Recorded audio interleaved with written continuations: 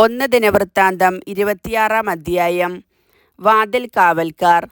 ദേവാലയ വാതിൽ കാവൽക്കാരുടെ ഗണങ്ങൾ. കൊറാഹ്യരിൽ ആസാഫിൻ്റെ പുത്രന്മാരിൽ കോറയുടെ പുത്രൻ മെഷലെമിയ. അവൻ്റെ പുത്രന്മാർ പ്രായക്രമത്തിൽ സഗറിയ, യദിയേൽ, സെബദിയ, യത്നിയേൽ, ഏലാം, യഹോഹനാൻ, എലിയേഹോവേനായി. ഓബദ് ഏദോമിൻ്റെ പുത്രന്മാർ പ്രായക്രമത്തിൽ ഷെമായ, യഹോസബാദ്, യോവ, സാഗാർ, നെതാനേൽ, അമ്മിയേൽ, ഇസാക്കർ, പെവുലേത്തായി. ദൈവം ഓബദ് ഏദോമിനെ അനുഗ്രഹിച്ചു. അവൻ്റെ പുത്രനായ ഷെമായയുടെ പുത്രന്മാർ കഴിവുറ്റവരായിരുന്നതിനാൽ തങ്ങളുടെ പിതൃകുടുംബങ്ങൾക്ക് നായകന്മാരായിരുന്നു.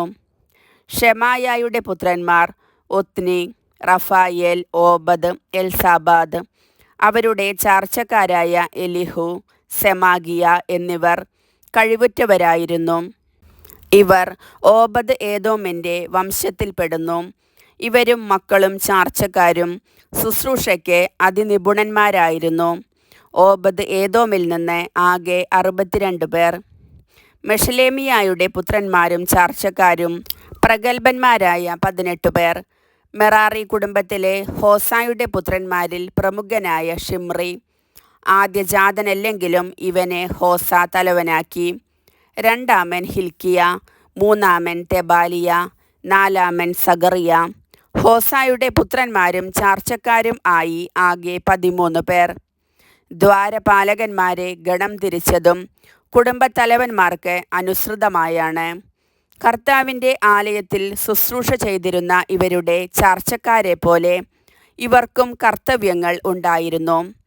പിതൃകുടുംബക്രമമനുസരിച്ച് വലിപ്പചെറുപ്പ ഭേദമന്യേ അവർ നറുക്കിട്ട് ഓരോ വാതിലിനും ആളെ നിശ്ചയിച്ചു. കിഴക്കേ വാതിലിൻ്റെ നറുക്ക് ഷെലെമിയായ്ക്ക് വീണു. അവൻ്റെ മകനും സമർത്ഥനായ ഉപദേഷ്ടാവുമായ സഗറിയായ്ക്ക് വടക്കേ വാതിലിൻ്റെ നറുക്ക് കിട്ടി. തെക്കേ വാതിൽ നറുക്കനുസരിച്ച് ഓബദ് ഏദോമിനു കിട്ടി. അവൻ്റെ പുത്രന്മാരെ സംഭരണശാലയുടെ ചുമതല ഏൽപ്പിച്ചു. കയറ്റത്തിലെ വഴിയിലേക്ക് തുറക്കുന്ന ഷല്ലേഗത്ത് വാതിലും പടിഞ്ഞാറേ വാതിലും ഷുപ്പിമിനും ഹോസായ്ക്കും കിട്ടി. അവർ തവണ വച്ച് തുടർച്ചയായി കാവൽ നിന്നു. ദിനംപ്രതി കിഴക്ക് 6 പേർ, വടക്ക് 4 പേർ, തെക്ക് 4 പേർ, സംഭരണശാലകളിൽ ഈ 2 പേർ, പർബാറിൽ 2 പേർ, അതിനു പടിഞ്ഞാറുള്ള വഴിയിൽ 4 പേർ. കൊറാഹ്യരിലും മെറാര്യരിലും പെട്ട ദ്വാരപാലകന്മാരുടെ വിഭാഗങ്ങൾ ഇവയാണ്. ലേവ്യരിൽ അഹിയ ദേവാലയ ഭണ്ഡാരത്തിൻ്റെയും കാണിക്കകളുടെയും മേൽനോട്ടക്കാരനായിരുന്നു. ഗർഷോന്യനായ ലാദാൻ്റെ സന്തതികളിൽ ഒരുവനാണ് യഹിയേൽ. അവൻ്റെ പുത്രന്മാരായ സേദാമും സഹോദരൻ ജോയേലും കർത്താവിൻ്റെ ആലയത്തിലെ ഭണ്ഡാരത്തിൻ്റെ സൂക്ഷിപ്പുകാരായിരുന്നു. അവരോടൊപ്പം അമ്രാമ്യരും ഇസ്ഹാര്യരും ഹെബ്രോണ്യരും ഉസിയേലരും ഉണ്ടായിരുന്നു. മോശയുടെ മകനായ ഗർഷോമിൻ്റെ പുത്രൻ ഷെബുവേൽ ഭണ്ഡാര സൂക്ഷിപ്പുകാരുടെ തലവനായിരുന്നു.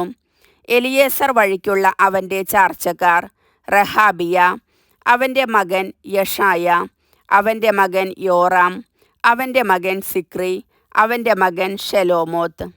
ദാവീദ് രാജാവും കുടുംബത്തലവന്മാരും സഹസ്രാധിപന്മാരും ശതാധിപന്മാരും സംഘത്തലവന്മാരും അർപ്പിക്കുന്ന കാഴ്ചവസ്തുക്കളുടെ മേൽനോട്ടക്കാർ ഷെലോമോത്തും ചാർച്ചക്കാരുമായിരുന്നു.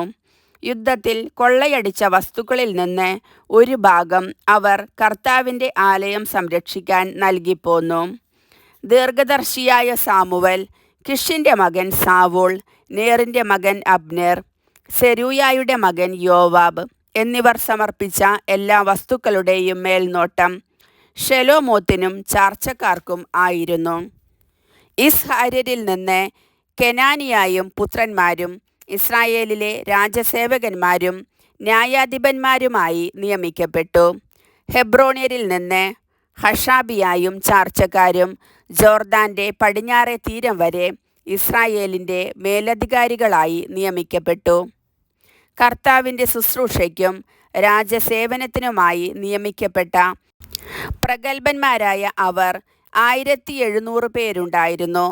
ഹെബ്രോന്യരുടെ തലവൻ ഏതു വംശാവലി വഴിക്കും ജെറിയ ആയിരുന്നു. ദാവീദ് രാജാവിൻ്റെ 40-ാം ഭരണവർഷം ഇവരുടെ ഇടയിൽ നടത്തിയ അന്വേഷണത്തിൽ ഗിലെയാദിലെ യാസറിൽ അതിപ്രഗത്ഭന്മാർ ഉണ്ടെന്ന് കണ്ടെത്തി. ജെറിയായും ചാർച്ചക്കാരുമായി 2700 പ്രഗത്ഭന്മാർ ഉണ്ടായിരുന്നു. ദാവീദ് രാജാവ് അവരെ റൂബൻ, ഗാദ് ഗോത്രങ്ങൾ, മനാസയുടെ അർദ്ധഗോത്രം എന്നിവയിൽ ദൈവത്തെയും രാജാവിനെയും സംബന്ധിക്കുന്ന സകല കാര്യങ്ങളുടെയും ചുമതല ഏൽപ്പിച്ചു. കർത്താവിൻ്റെ വചനം.